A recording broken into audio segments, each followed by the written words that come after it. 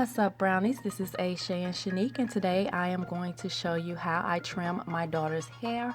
I initially was not going to show this simply because I am not a professional, but this video has been highly requested, therefore I am going to show you what I do.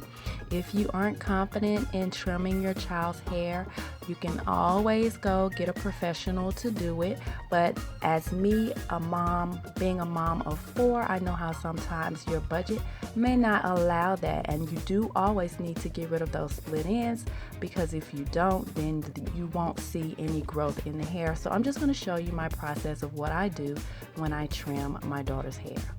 Before you trim, you do want to make sure you purchase shears that are specifically for hair and that you do not use them for anything else. You only use them for hair. Don't use them to cut paper. Don't use them to open anything.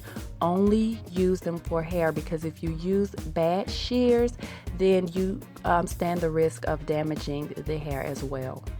When I'm trimming her hair, I always start in the rear. I just make a straight part going from side to side, and then I try to make the sections as small as possible, and I just go all the way up to where I see her hair is the healthiest, and the hair that isn't, I just trim it away. I don't focus on how much I'm trimming away. If it's not healthy, it doesn't need to be here, so I just clip away.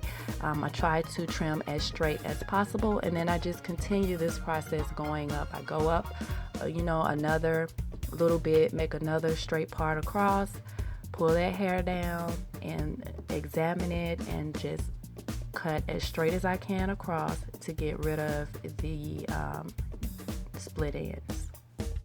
My number one goal when trimming her hair is to get rid of the split ends, the bad ends, to make sure I cut all of the bad or damaged hair off. Not concerned about keeping any length, because if you concern yourself with keeping length, then you're going to keep the dead ends or split ends on there, and although her hair is growing, it'll continue to break off and you won't retain any length. So number one, make sure you get rid of all of the split ends. And number two, I try to keep all of her hair as even as possible all the way around. So sometimes on her sides, I may have to cut off more there than in other areas. But as long as I'm getting rid of the split ends, it's going to grow, it's going to thrive anyway. I always trim her hair after flat ironing, because I have had bad experiences with her cuts not coming through even when I don't straighten her strands. So I prefer to trim her hair on straightened strands. After trimming her ends / partial haircut, I wanted to show you all of the hair that has been removed.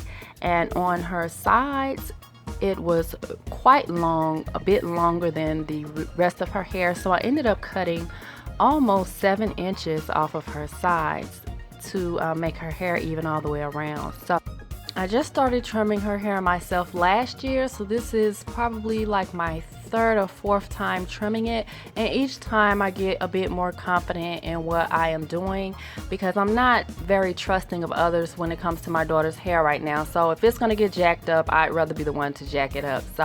But this is the result of her trim.